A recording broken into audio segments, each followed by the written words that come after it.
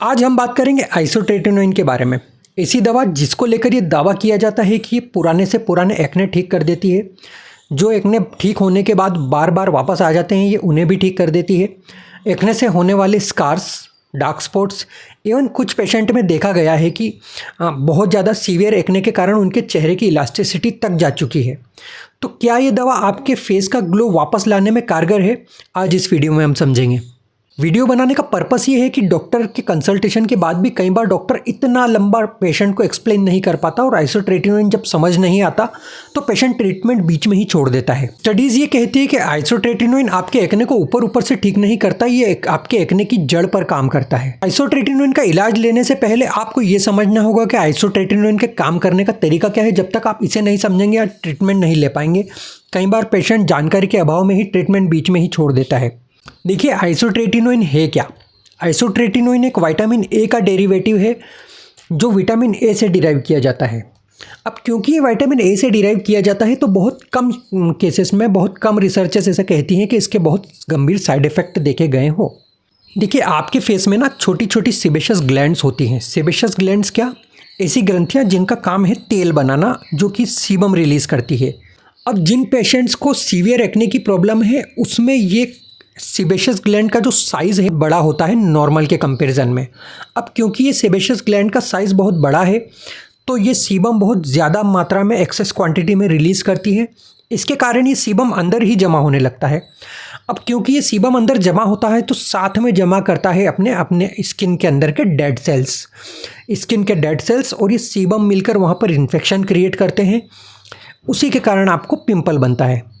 Isotretinoin इन sebaceous glands के size को ही shrink कर देता है, लेकिन इसमें थोड़ा समय लगता है, इसीलिए ये ट्रीटमेंट थोड़ा लंबा चलता है। अब डोजेज की बात करें तो मार्केट में ये दवा 10 mg, 20 mg, 30 mg और 40 mg के डोज तक आती है। डॉक्टर्स इसे पेशेंट का वेट, एक्ने की सीवियरिटी और रिसेंट कंडीशन देखकर ही डोजेज देते हैं। कुछ केसेस में डॉक्टर्स ज़रूरत पड़ने पर लिवर टेस्ट भी कराते हैं। लिवर का एक टेस्ट होता है LFT, लिवर फंक्शन टेस्ट, क्योंकि अब आइसोट्रेटिनोइन का जो मेटाबॉलिज्म है वो लिवर में ही होता है, इसलिए लिवर का टेस्ट करना कई बार डॉक्टर्स के लिए ज़रूरी हो जाता है। लेकिन वो डॉक्टर के पर निर्भर करता है कि वो टेस्ट करवाता है या नहीं। अब बहुत से लोग जानकारी मिलने के बाद ये सोचते हैं कि भाई LFT कोई बहुत ज़्यादा बड़ा टेस्ट होगा तो हमें ट्रीटमेंट करवाना ही नहीं। नॉर्मल जिस तरह से आपका ब्लड टेस्ट होता है उसी तरह आपका ब्लड सैंपल लेकर LFT टेस्ट किया जाता है। कुछ ही घंटों में इसकी रिपोर्ट्स आ जाती है। लैब पर डिपेंड करता है, कई बार 24 आवर में, कई बार कुछ ही घंटों में इसकी रिपोर्ट आ जाती है। उसके बाद आपका ट्रीटमेंट शुरू हो जाता है। तो LFT को लेकर आपको घबराना नहीं है। आप समझते हैं कि दवा काम कैसे करती है, इसका प्रोसेस क्या होता है और इस ट्रीटमेंट के दौरान आपको क्या क्या चीज़ें फेस करनी पड़ेगी।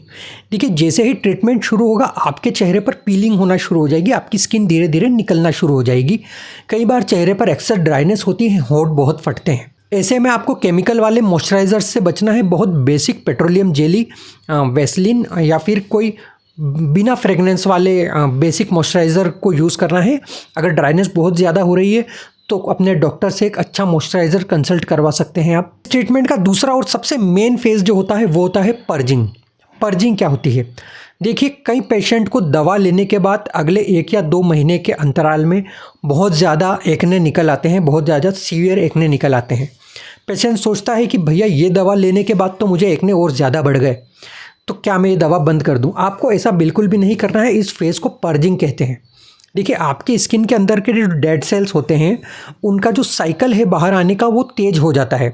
और वो बाहर कैसे आएंगे? हमारी बॉडी पिंपल के रूप में ही शरीर की गंदगी को बाहर निकालेगी। इस आइसोट्रेटिनोइन इस प्रोसेस को जो है बहुत तेज कर देता है। तो अगर आपके चेहरे पर सीवियर एक्ने आ जाते हैं तो समझ लीजिए कि दवा काम कर रही है, ना कि ये साइड इफ़ेक्ट है, ये दवा का इफ़ेक्ट है।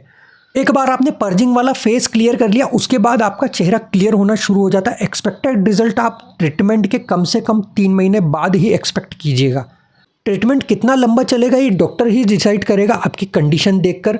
कुछ पेशेंट में ये 6 महीने चलता है, कुछ पेशेंट में ये 8 महीने तक चल सकता है और कुछ पेशेंट में उससे ज़्यादा। लेकिन मैंने अभी भी बताया, बीमारी की सीवियरिटी पे डिपेंड करता है कि ट्रीटमेंट कितना लंबा चलेगा। ट्रीटमेंट को लेकर लास्ट में मेरा कंक्लूजन यही रहेगा कि इस ट्रीटमेंट को लेने में आप बिल्कुल भी मत हिचकिचाइए। बस अपने डॉक्टर से कंसल्ट कीजिए, एक अच्छे डर्मेटोलॉजिस्ट से कंसल्ट कीजिए, उसकी निगरानी में ये ट्रीटमेंट लीजिए। आपके खोए हुई जो ब्यूटी है, आपका जो चेहरे का ग्लो चला गया है, आपके जो चेहरा पूरी तरह से डैमेज हो चुका है एक्ने पिंपल्स के कारण, वो पूरी तरीके से ठीक हो जाएगा और आप अपना खोई हुई स्किन, अपना खोया हुआ ग्लो वापस पा सकेंगे। सवाल आता है कि क्या ये ट्रीटमेंट लेने के बाद मुझे एक्ने या पिंपल्स कभी नहीं होंगे? देखिए, कुछ केसेस में ये वापस आ जाते हैं, इसका 100% रेशो नहीं है, लेकिन इसका मतलब ये नहीं कि आपकी बीमारी एक से शुरू हो गई। जिनको वापस एक्ने रिपीट होते हैं उनको पहले जैसे नहीं होते, बहुत कम मात्रा में होते हैं, पहले जैसा सीवियर एक्ने नहीं रह जाता। ऐसे में आप डॉक्टर से कंसल्ट करके ट्रीटमेंट का ड्यूरेशन थोड़ा और बढ़वा सकते हैं। आपकी जो बची कुची प्रॉब्लम है वो भी ठीक हो जाएगी। इस ट्रीटमेंट के दौरान आपको एक बहुत ख़ास बात ध्यान रखनी है। जब तक आपका ये ट्रीटमेंट चल रहा है आपको सनस्क्रीन यूज़ करना ही है, या अगर आप घर में हैं तो भी और बाहर हैं तो भी। उसका विशेष कारण ये है कि जैसा कि मैंने बताया, ट्रीटमेंट जब शुरू होगा तो आपके चेहरे पर पीलिंग शुरू हो जाएगी, आपकी स्किन निकलना शुरू हो जाएगी। ऐसे में हमारे चेहरे की जो आउटर मोस्ट लेयर है, जो हमें यूवी रेस, पोल्यूशन और धूप से बचाती है, वो कहीं ना कहीं डैमेज हो चुकी होती है। ऐसे में सनलाइट का या फिर अल्ट्रा वायलेट लाइट का, इवन आपके जो घर में फ्लोरेसेंट लाइट है उसके प्रति भी आपकी स्किन सेंसिटिव हो सकती है। तो ऐसे में आपको सुबह एक सनस्क्रीन की लेयर आपके फेस पर बना लेनी है। जैसा कि मैंने बताया, आप घर में हो या बाहर हो, आपको सनस्क्रीन लगाना ही है।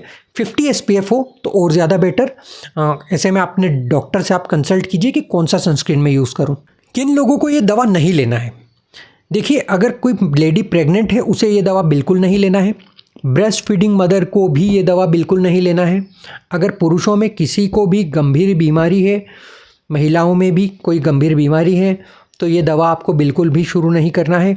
मार्केट में मैं तो अफवाह ही कहूँगा, कहा जाता है कि ये दवा आप ओवर द काउंटर ले सकते हैं, पर जितना मैंने समझा है इस दवा को, आपको बिना डॉक्टर के कंसल्टेशन के ये दवा OTC ओवर द काउंटर बिल्कुल नहीं लेनी है, क्योंकि बहुत सारी जानकारियां हैं जो आपको इस दवा के बारे में नहीं पता।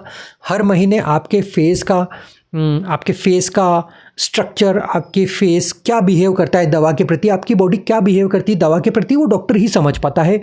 उसके अकॉर्डिंग आपका डोज चेंज हो सकता है, कम हो सकता है, ज़्यादा हो सकता है। तो हमेशा डॉक्टर की सलाह से ही ये दवा लें। तो ये थी आइसोट्रेटिनोइन से जुड़ी पूरी जानकारी। आई होप आपको जानकारी अच्छी लगी होगी। कोई भी आप मुझसे जानकारी चाहते हैं स्किन केयर को लेकर, मुझे कमेंट सेक्शन में ज़रूर बताइएगा, मुझे अच्छा लगेगा।